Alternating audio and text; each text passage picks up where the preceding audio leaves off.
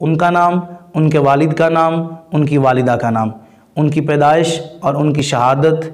اور پیدائش کب ہوئی، شہادت کب اور کہاں اور کس وجہ سے ہوئی، یہ چیزیں آپ حضرات کے سامنے رکھیں گے، اور انہوں نے اسلام کس طرح قبول کیا یہ بھی آپ حضرات کے سامنے روایت پیش کی جائے گی۔ اور اس سے پہلے میں یہ بھی عرض کر دوں کہ ہم اس سے پہلے ایک ایپیسوڈ نمبر 1 کر چکے ہیں، وہ ہمارا ریکارڈ آپ حضرات کے سامنے یوٹیوب پر موجود ہے۔ اگر آپ حضرات نے وہ کلپ نہیں سنا تو وہ سماعت فرما لیں، جس کا موضوع ہے حضرت سیدنا فاروق اعظم رضی اللہ تعالیٰ عنہ کے فضائل احادیث کی روشنی میں۔ تو حضرت سیدنا عمر فاروق رضی اللہ تعالیٰ عنہ آقا علیہ الصلوۃ والسلام کے جانشین بھی ہیں، خلیفۃ الرسول بھی ہیں، خلیفہ ثانی ہیں، اور ایسی شخصیت ہے کہ جن کو آقا علیہ الصلوۃ والسلام فرمائیں کہ اگر میرے بعد کوئی نبی ہوتا تو حضرت سیدنا عمر فاروق رضی اللہ تعالیٰ عنہ ہوتے۔ اور آئیے آج انہی عمر پاک کا تعارف آپ حضرات کے سامنے رکھتے ہیں کہ جن کے بارے میں میرے آقا علیہ السلام نے دعا فرمائی کہ یا اللہ حضرت عمر کی وجہ سے اسلام کو مزید ترقی عطا فرما، مزید عزت عطا فرما۔ حضرت سیدنا عمر رضی اللہ تعالیٰ عنہ کا نام نامی اسم گرامی جناب عمر ہے، اور آپ کے والد کا نام خطاب ہے، آپ کی والدہ کا نام حنتمہ بنت حشام ہے۔ آپ رضی اللہ تعالیٰ عنہ، آپ کا سلسلہ نسب کچھ اس طرح ہے: عمر بن خطاب بن نفیل بن عبد العزا بن رباح بن کرت بن زراح بن عبدی بن کعب بن لوی امیر المؤمنین حضرت عمر ابو حفص القرشی العددی الفاروق رضی اللہ تعالیٰ عنہ۔ آپ رضی اللہ تعالیٰ عنہ 6 نبوی میں جب آپ کی عمر شریف 27 سال کی تھی ایمان لائے، یعنی 6 نبوی میں نبوی اس سن کو کہا جاتا ہے جو ہجرت سے قبل ہو، جب ہجرت ہو جائے تو پھر اس کو ہجری کہتے ہیں۔ ہجرت سے قبل جو آقا علیہ الصلوۃ والسلام کا دورہ مبارک ہے، اس دور کو نبوی کہا جاتا ہے۔ تو آپ 6 نبوی میں جب آپ کی عمر شریف 27 سال تھی تو آپ اسلام لے کر آئے، یعنی آقا علیہ الصلوۃ والسلام پر ایمان لے کر آئے۔ تو اس کے بارے میں مختلف روایات ہیں۔ بعض اہل علم کہتے ہیں 39 مردوں اور 33 عورتوں کے بعد آپ نے اسلام قبول کیا۔ بعض کہتے ہیں 40 مردوں اور 11 عورتوں کے بعد آپ نے اسلام قبول فرمایا، اور بعض کہتے ہیں 45 مردوں اور 11 عورتوں کے بعد آپ رضی اللہ تعالیٰ عنہ دائرہ اسلام میں داخل ہوئے، اور آپ عشرہ مبشرہ میں بھی داخل ہیں، خلفائے راشدین میں بھی داخل ہیں، اور آقا علیہ الصلوۃ والسلام کے پیارے پیارے صحابہ یہ وہ ہیں، آقا علیہ الصلوۃ والسلام کے پیارے وہ صحابی ہیں کہ جن کو آقا علیہ الصلوۃ والسلام کے سسر ہونے کا بھی شرف حاصل ہے۔ تو آپ رضی اللہ تعالیٰ عنہ کی ولادت باسعادت کچھ اس طرح ہے کہ آپ رضی اللہ تعالیٰ عنہ کے بارے میں یہ بھی عرض کر دوں پہلے ولادت سے پہلے کہ حضرت فاروق اعظم رضی اللہ تعالیٰ عنہ ایسی شخصیت ہیں کہ جن سے کئی صحابہ کرام جو ہے وہ روایات کرتے ہیں۔ کئی سے مراد یہ ہے کہ آپ سے 539 احادیث صحابہ کرام نے مروی کی ہیں، یعنی 539 روایات صحابہ کرام نے آپ سے مروی کی ہیں، روایت کرتے ہیں، آپ سے مروی ہیں روایت۔ اور آپ رضی اللہ تعالیٰ عنہ واقعہ فیل کے 13 سال بعد پیدا ہوئے۔ امام ذہبی اور امام نووی لکھتے ہیں کہ حضرت سیدنا عمر فاروق رضی اللہ تعالیٰ عنہ واقعہ فیل کے 13 سال بعد آپ پیدا ہوئے، اور آپ رضی اللہ تعالیٰ عنہ کی شہادت کب ہوئی اور کیسے ہوئی، اس کی وجہ کیا تھی، وہ انشاءاللہ آگے میں بیان کرتا ہوں۔ پہلے ذرا تھوڑا سا اس کا پس منظر یہ بیان کر دوں کہ آپ رضی اللہ تعالیٰ عنہ سے 539 صحابہ کرام نے روایات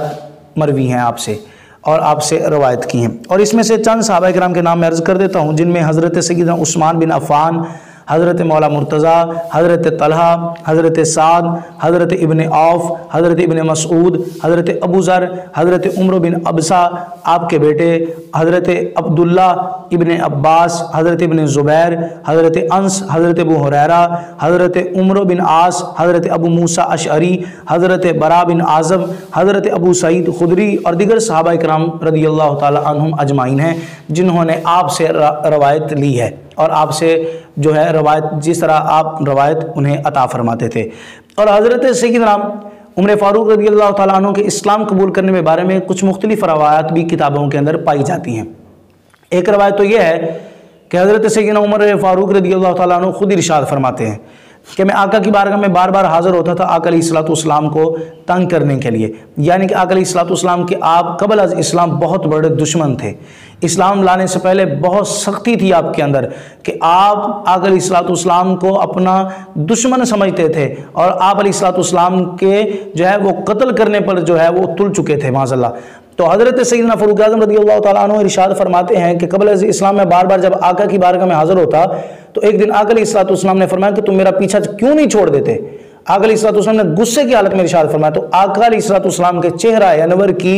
سرخی دیکھ کر فرماتے ہیں میں فوراً جب آپ کے چہرے پر غضب دیکھا تو میں جلال دیکھ کر ہی کلمہ پڑھ کر مسلمان ہو گیا۔ ایک روایت تو یہ ہے، اور مشہور زمانہ جو روایت ہے جس طرح آپ حضرات اچھے طریقے سے جانتے ہیں کہ حضرت سیدنا عمر فاروق رضی اللہ تعالیٰ عنہ تلوار لٹکائے ہوئے نکلے، آپ کو راستے کے اندر قبیلہ بنی زہرہ کا ایک شخص ملا، اس نے کہا کہاں کا ارادہ ہے؟ تو حضرت سیدنا عمر فاروق رضی اللہ تعالیٰ عنہ آگے سے کہنے لگے کہ میں معاذ اللہ مسلمانوں کے نبی کا سر لینے کے لیے جا رہا ہوں، انہیں شہید کرنے کے لیے جا رہا ہوں۔ تو کہا ان کی خبر بعد میں لینا، ان کو قتل کرنے کا ارادہ بعد میں کرنا، پہلے جا کے اپنے گھر دیکھ کہ تمہارے بہن اور تمہارا بہنوئی جو ہے وہ اسی نبی کا کلمہ پڑھ کر مسلمان ہو گیا ہے۔ حضرت سیدنا فاروق اعظم رضی اللہ تعالیٰ عنہ نے جب یہ بات سنی تو آپ اور تیش کے اندر آ گئے، اور غصے کے اندر آئے کہ میں جس نبی کا معاذ اللہ سر لینے کے لیے جا رہا ہوں، شہید کرنے کے لیے جا رہا ہوں، اسی کا کلمہ پڑھ کر میرے گھر میں ہی لوگ مسلمان ہو رہے ہیں۔ تو آپ نے آقا کی طرف سے رستہ بدلا تو اپنے بہن کے رستے کی طرف جانا شروع کر دیا، یعنی اپنی بہن کے گھر کی طرف۔ تو جب آپ وہاں پر پہنچے تو جناب خباب رضی اللہ تعالیٰ عنہ انہیں قرآن کی تلاوت پڑھا رہے تھے، قرآن کی تلاوت کرنا سکھا رہے تھے، قرآن پڑھا رہے تھے۔ حضرت سیدنا فاروق اعظم رضی اللہ تعالیٰ عنہ جب دروازے پر پہنچے تو فرماتے ہیں کہ میں نے دیکھا کہ دروازے سے میں نے سنا کہ اندر سے کچھ پڑھنے کی آواز آ رہی ہے۔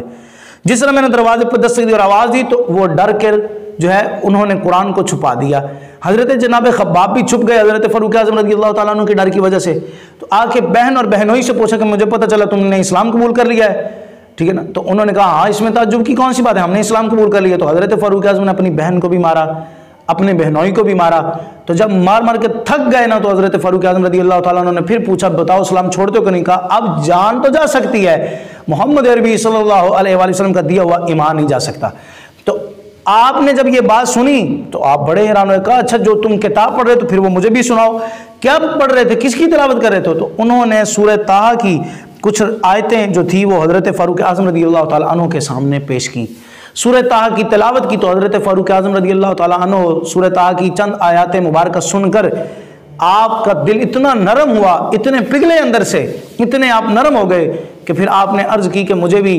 اس نبی کی بارگاہ میں لے چلو جس نبی کی بارگاہ میں یہ قرآن پاک نازل ہوتا ہے، جس کی بارگاہ میں یہ وحی آتی ہے اس کی بارگاہ میں لے چلو۔ یہ تو کلام بڑا ہی اعلیٰ، بڑا نفیس اور بڑا معتبر کلام ہے کہ جو کلام نبی علیہ الصلوۃ والسلام کی ذات اقدس پر نازل ہوتا ہے۔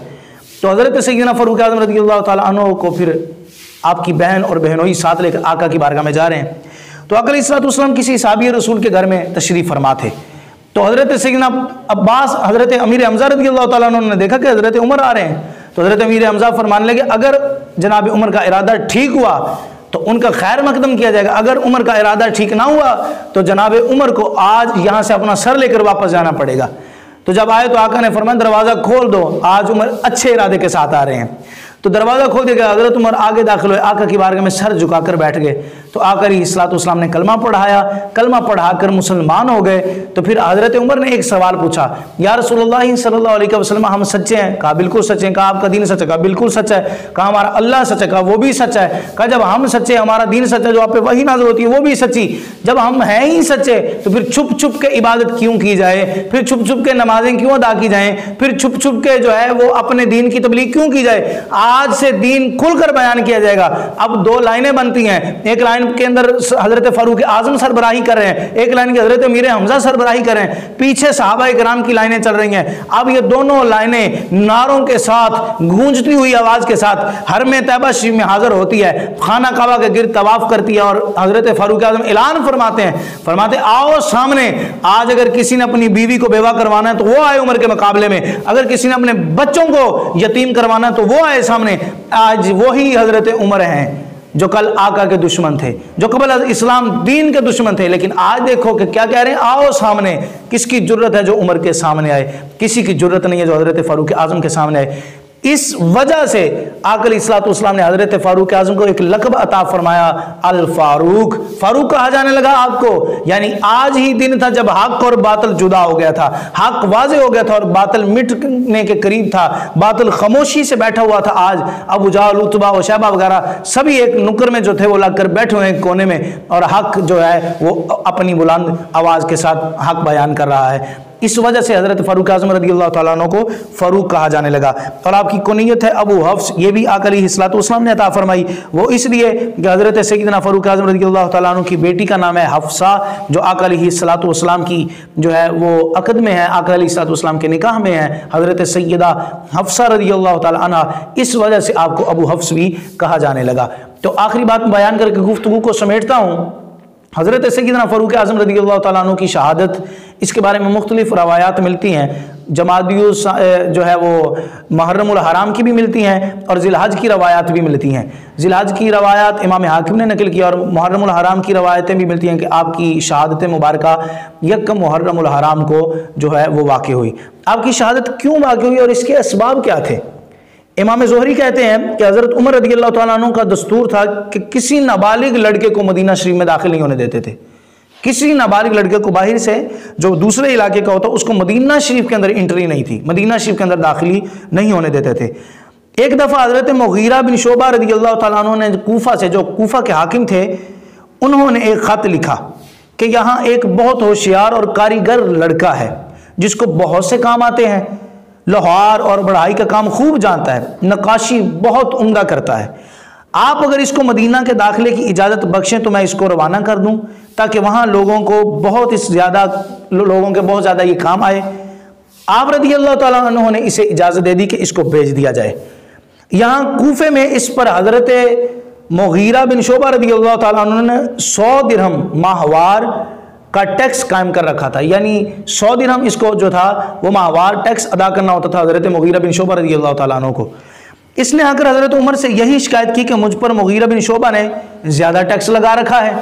تو جب حضرت عمر نے یہ بات سنی تو آپ نے فرمایا یہ ٹیکس زیادہ تو نہیں ہے، اس بندے سے کہا۔ تو آگے سے اس نے جب یہ جواب سنا حضرت عمر کا تو وہ تو طیش میں آ گیا، غصے میں آ گیا